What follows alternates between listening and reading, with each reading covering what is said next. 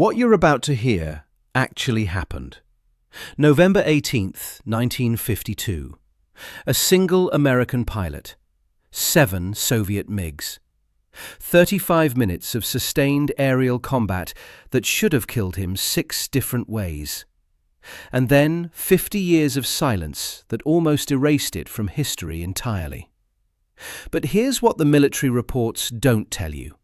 What the declassified documents miss. What every other version of this story gets wrong. This isn't a survival story. Royce Williams didn't survive that dogfight. He dominated it. And the reason why has nothing to do with luck, and everything to do with the man he already was before his wheels ever left the deck. Let's go back. Way back. Before the MiGs, before the medals, before any of it. April 4th, 1925. Wilmot, South Dakota. You've probably never heard of Wilmot. Most people haven't. It's a farming community in the northeastern corner of the state, so small it barely registered on maps. Flat prairie land. Wind that never stops. Winters that test whether you're serious about staying. This was not a place that produced fighter aces. This was a place that produced farmers, mechanics, men who fixed things with their hands and didn't talk much about it afterward. And that's exactly where Elmer Royce Williams was born. There's no dramatic origin story here, no childhood obsession with aeroplanes, no tragic backstory that drove him toward the cockpit. Just a quiet kid from the middle of nowhere who grew up learning that you solved problems by facing them, not by talking about them. Then Pearl Harbor happened. December 7th, 1941. Royce Williams was 16 years old, and like millions of American boys that day, everything he thought he knew about his future changed in a single afternoon. But what Williams did next tells you something. He didn't wait. He didn't deliberate. By August 1943, at 18 years old, he joined the United States Navy as an aviation cadet. Think about that for a second. 18. From a town most Americans couldn't find on a map, signing up to fly machines that were barely a generation old as military technology. No guarantee he'd survive training, let alone combat. He didn't discuss it endlessly with family. He just went. This is the first documented instance of a pattern that would repeat throughout his entire life. When the moment demanded action, Royce Williams acted. And he did so without fanfare, without drama, without needing anyone to notice. By the time World War II ended, Williams had earned his wings. But here's where his story diverges from thousands of other young pilots. Most of them went home, took their GI Bill benefits, started families, moved on. Williams stayed. He continued flying, continued training, eventually graduated from the University of Minnesota while maintaining his naval career. Those who knew him during this period describe a man who was, and I'm quoting directly here, very well respected and admired for his high-spirited and tenacious, determined personality. Notice that word, tenacious. Not flashy, not cocky, not the loudest guy in the ready room telling war stories. Tenacious. A pilot who absorbed setbacks as information rather than defeat, who processed fear as fuel rather than paralysis, who showed up every day and got incrementally better while no one was paying attention. By 1952, when Williams was assigned to Fighter Squadron 781 aboard the aircraft carrier USS Oriskany, he had been training and flying as a Navy fighter pilot for nearly a decade. 9 years. 9 years of accumulated knowledge, muscle memory, and instinct that would soon be tested in ways no training manual could prepare him for. He was not a novice. He was not a hotshot. He was a professional who had quietly, methodically, become one of the most capable pilots in the fleet, and almost no one outside his squadron knew his name. The aircraft Williams flew was the F-9F-5 Panther, the Navy's first successful jet fighter. Stubby, single engine. It looked ungainly compared to the sleek Soviet MiG-15s it would face. The Panther could hit 575 miles per hour in level flight and climb to 42,800 feet. Respectable numbers for 1952. But respectable isn't the same as superior. The MiG-15 was one of the most dangerous aircraft in the sky that year. Faster than the Panther, more maneuverable at high altitude, armed with heavier cannons that could tear an American jet apart with a single burst. On paper, a Panther pilot engaging a MiG-15 was accepting a disadvantage. A Panther pilot engaging 7 MiG-15s was accepting suicide. Royce Williams had never read the paper. The Sea of Japan, November 18, 1952. Grey water churning beneath low clouds. Intermittent snow squalls cutting visibility to nothing, then opening up, then closing again. The USS Oriskany, operating in support of United Nations forces during the Korean War, running combat air patrols near the Soviet border. This was the razor's edge of Cold War aviation. American and Soviet pilots operating in proximity, neither side officially acknowledging the other's presence, both sides knowing exactly who was flying those unmarked MiGs that kept appearing over North Korea. That morning, Williams launched from the Oriskany's deck as part of a 4-plane flight. The weather was terrible, and within minutes of becoming airborne, everything started going wrong. The flight leader, Lieutenant Commander Elwood, experienced mechanical problems with his aircraft. He was forced to turn back. His wingman accompanied him, standard procedure. That left 2 American jets in the patrol. Williams and his wingman, Lieutenant Junior Grade John Middleton. 2 Panthers against whatever the sky decided to throw at them. What the sky threw at them was 7 Soviet MiG-15s. Williams spotted them first. 7 contrails streaking down from the north at high altitude. The unmistakable signature of jet aircraft diving from superior position. He identified them immediately. MiGs. This wasn't supposed to happen. Soviet pilots weren't supposed to be operating this far south. They definitely weren't supposed to be engaging American aircraft in open combat. The official fiction of the Korean War held that only Chinese and North Korean pilots flew those MiGs. Everyone knew it was a lie. The pilots in those cockpits were Russians. Experienced Soviet aviators sent to test their skills against American air power without triggering World War III. Knowing it was a lie didn't help when 7 of them were diving toward your position. The Combat Information Center aboard the Oriskany radioed Williams with instructions. Do not engage. Return to the carrier. Avoid an international incident. Sensible order. Politically safe order. The kind of order that kept the Cold War cold for another day. Williams acknowledged the transmission. And then the MiGs opened fire. What happened next was not a decision. There was no time for decisions. Williams had 7 enemy aircraft attacking him, and 9 years of training took over. He pushed the throttle forward and turned into the attack, not away from it, into it. The hubris of the Soviet approach was almost arrogant. 7 against 2, superior aircraft against inferior ones, altitude advantage, numerical advantage. Every metric favoured the MiGs, and the Soviet pilots knew it. They'd been trained to believe that superior numbers and superior machines guaranteed victory. They had never encountered a man like Royce Williams, a pilot whose ego had been replaced by something far more dangerous, pure, relentless competence. Middleton, Williams's wingman, attempted to engage, but his guns jammed almost immediately. Without functioning weapons, he stayed in the area anyway, trying to disrupt the MiG's firing solutions by positioning himself as a distraction. It wasn't enough. Williams was effectively alone. 1 American pilot, 7 Soviet jets, 35 minutes. Let me put that in perspective.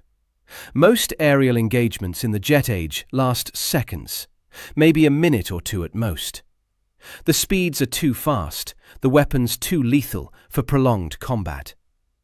What Williams experienced was the longest one-on-one jet dogfight in the history of American military aviation. At 25,000 feet over the Sea of Japan, the temperature outside his cockpit was negative 40 degrees. The air was thin. The margins for error non-existent. The MiG-15 held every advantage at this altitude: better climb rate, better high-altitude maneuverability, heavier armament. 7 of them could have swarmed Williams in a coordinated attack and ended him in seconds. But they didn't. And this is where his character began to matter as much as his flying. The Soviets expected what outnumbered pilots always gave them: panic, desperate attempts to flee, the predictable mistakes that came from fear overwhelming training. Instead, they got a man from Wilmot, South Dakota, who had spent 9 years becoming the best version of himself in a cockpit. A man who processed fear differently than most humans. A man who got calmer as the odds got worse. Williams didn't flee, he attacked. He used the Panther's one advantage, its superior performance at lower altitudes and its ability to absorb punishment, to drag the fight down where the MiG's high-altitude edge began to evaporate. He executed high-G defensive maneuvers, rolling scissors, and vertical reversals that pushed his aircraft and his body to their absolute limits. He engaged multiple MiGs sequentially, never allowing them to coordinate effectively. He used the chaos of combat to isolate individual targets. He made the 7-on-1 fight into a series of 1-on-1 fights, where his 9 years of training could make a difference. In interviews conducted decades later, Williams was asked what was going through his mind during those 35 minutes. His answer reveals everything. He wasn't thinking about survival. He wasn't thinking about fear. He was processing the fight in real time, making calculations so fast they weren't conscious thoughts anymore. They were reflexes, trained over 9 years of preparation. He described the fight the way a surgeon might describe an operation, with clinical precision and professional detachment. This wasn't coldness. This was a man who had trained himself to think clearly when thinking clearly should have been impossible. The MiGs came at him again and again. Williams fired back. His gun camera captured the moment one Soviet jet burst into flames, the pilot either dead or ejecting into the frozen sea below. Then another, and another. Over the course of the engagement, Royce Williams shot down 4 Soviet MiG-15s. 4 kills in a single afternoon. A kill count that would have made him an ace on the spot if it had ever been officially acknowledged. But it wasn't just the kills. 3 more MiGs broke off and retreated. Read that again. 1 American pilot in an inferior aircraft engaged 7 of the most dangerous jets in the world and sent 3 of them running while destroying 4. This was not survival. This was dominance. Every assumption the Soviet pilots had made about numerical superiority, about technological advantage, about the predictable behavior of an outnumbered enemy, proven catastrophically wrong by one man who simply refused to accept the odds. But dominance came at a cost. Throughout the fight, Williams was taking fire. The MiG's heavy cannons punched hole after hole through his Panther's fuselage, wings, and control surfaces. His hydraulic systems were damaged. His controls became sluggish, then worse. By the time the last MiG retreated, Williams was flying an aircraft that by all rights should not have been flying at all. He was 35 minutes from the Oriskany, 35 minutes in a dying machine. The return was its own kind of miracle. Williams nursed his crippled Panther back toward the carrier, fighting every moment to keep the damaged jet level and on course. His hydraulic systems were failing, which meant his flight controls were operating on manual backup, a system designed for emergencies, not extended flight. Every input required physical force that would have exhausted a less conditioned pilot. When Williams reached the Oriskany, the deck crews watched in disbelief as his Panther approached for landing. From a distance, they could already see the damage. Ragged holes torn through the aircraft's skin, control surfaces hanging at wrong angles. What they couldn't see yet was the full extent of the punishment he'd absorbed. Williams touched down. Pilots who witnessed it later described the landing as nearly perfect, despite the damage. Then the maintenance crews began their inspection. They counted 263 bullet holes. 263. The number bears repeating because it represents something almost impossible to comprehend. Williams had been hit 263 times and kept flying. Hit 263 times and kept fighting. Hit 263 times and brought his aircraft home. The structural integrity of the Panther was so compromised that maintenance crews initially weren't sure how it had stayed airborne. Some of the damage was catastrophic by any normal standard. Hits to fuel lines, hydraulic systems, flight controls. And Williams had compensated for each failure, adjusted for each hit, flown his broken jet back to safety. This is where the character analysis becomes unavoidable. A lucky pilot doesn't survive 263 bullet holes. Luck doesn't land a hydraulically compromised aircraft on a carrier deck in rough seas. What landed that aircraft was 9 years of preparation, a preternatural calm under fire, a personality that processed catastrophe as solvable problems rather than reasons to panic. Williams was built different. The dogfight didn't create that quality, it revealed it. Within hours of landing, Williams was met by Navy intelligence officers and representatives from the National Security Agency. The debriefing was immediate, thorough. Williams recounted every detail of the engagement: the MiG identification, the decision to engage, the kills, the damage sustained. He answered every question with the same professional detachment he'd shown in combat. And when the debriefing concluded, he was given new orders. The engagement was classified top secret. Williams was not to speak of it to anyone. Not his family, not his fellow pilots, not even the men who had seen him land with 263 holes in his aircraft. The Soviet Union and the United States were not officially at war. Acknowledging that Soviet pilots had engaged American aircraft in open combat could escalate the Cold War into something much worse. The Eisenhower administration decided that preserving deniability was more important than acknowledging heroism. Royce Williams was ordered to forget what he had done. He was awarded the Silver Star in a quiet ceremony with a fabricated citation that attributed his heroism to an engagement with Chinese aircraft. The real story, 4 Soviet MiGs destroyed, a feat unmatched in naval aviation history, was locked in classified files that would remain sealed for decades. And here's where the character revelation reaches its fullest expression.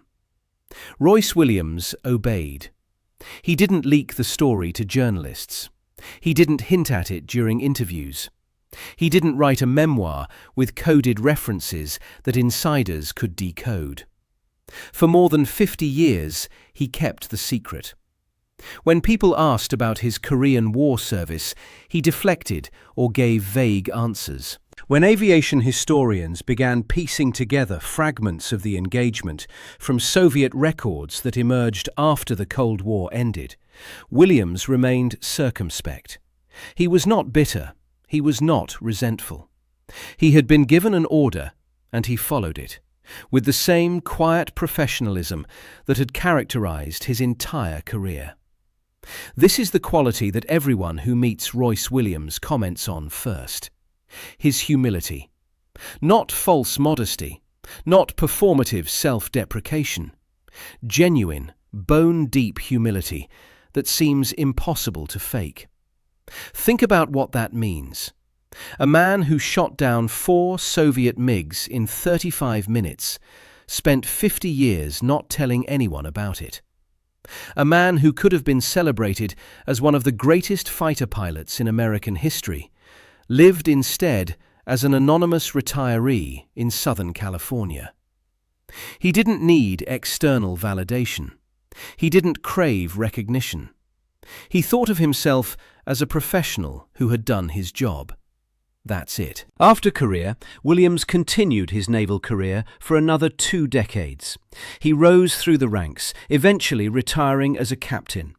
He commanded units, trained pilots, contributed to the Navy's development of jet aviation tactics. None of this made headlines. None of it was supposed to. He married, raised a family, settled in the Escondido area of San Diego County, joined the American Legion, San Dieguito Post 416, where he participated in veterans' events and supported fellow service members. He attended reunions, shook hands, smiled for photographs. And he never once mentioned that he'd accomplished something no other American pilot had achieved. The decades passed. Williams watched as other Korean War pilots received recognition for their service. Watched as books were written about famous dogfights that were far less consequential than his own. Watched as Hollywood produced movies about aerial combat that dramatized engagements that paled in comparison to what he'd actually lived through. And he said nothing. Not because he was still under orders. The classification should have been revisited long before it was. But because speaking up would have required drawing attention to himself. And that was simply not who Royce Williams was. The emotional weight of this silence is difficult to quantify. Most people, if they accomplished something extraordinary, would want the world to know. Most people would chafe at the injustice of being forbidden from claiming credit for their own heroism. Williams did not chafe, did not resent. He built a quiet life and seemed genuinely content with it. When asked, decades later, how he felt about the 50 years of silence, his answers were characteristically understated. He spoke about duty, about following orders, about understanding the bigger picture of Cold War geopolitics. He did not complain. The same man who processed 7 MiGs attacking him as a solvable problem processed 50 years of anonymity the exact same way. It wasn't until after the Cold War ended, when Soviet records became available and historians began connecting dots that had been deliberately separated, that the full story emerged. And then, finally, recognition came. On January 20th, 2023, more than 70 years after that November morning over the Sea of Japan, Secretary of the Navy Carlos del Toro awarded Royce Williams the Navy Cross for his actions during the Korean War. The ceremony took place in San Diego, with Williams surrounded by family, fellow veterans, and naval officials who understood exactly what he had accomplished. Williams was 97 years old. 70 years. That's how long he waited. 7 decades of silence, of anonymity, of being a hero no one was allowed to acknowledge. And when they finally pinned that medal on his chest, his reaction was exactly what you'd expect from someone who knew him. Humble, gracious. The same calm, unassuming presence that had characterized him since Wilmot, South Dakota. Since August 1943, since 25,000 feet over the Sea of Japan, with 7 MiGs trying to kill him. The recognition has continued. Congress has moved forward with efforts to upgrade his Navy Cross to the Medal of Honor. Acknowledgement that what Williams did was not just extraordinary, but historically unprecedented. A feat never achieved previously or since, as official documents now describe it. But here's what matters more than any medal. Royce Williams turned 100 years old on April 4, 2025. A century. Born in a farming town most people have never heard of, became one of the greatest fighter pilots in American history. Kept that secret for 50 years because he was asked to. And when the world finally learned what he'd done, he didn't change. Didn't suddenly become someone who craved the spotlight. He remained exactly who he'd always been. That's the real story here. Not the dogfight, though the dogfight is absolute cinema. Not the 263 bullet holes, though the number still defies comprehension. Not even the 50 years of silence, though that silence says more about his character than any medal ever could. The real story is that Royce Williams was built different from the beginning. The dogfight didn't make him, it revealed him. The same calm that let him process 7 MiGs as a solvable problem let him process 50 years of anonymity without bitterness. The same humility that kept him from boasting in the ready room kept him from demanding recognition when the story finally came out. The same tenacity that made him stay in the Navy while others went home made him stay quiet when others would have broken their silence. Character isn't what you do when everyone's watching. It's what you do when no one knows. For 50 years, no one knew.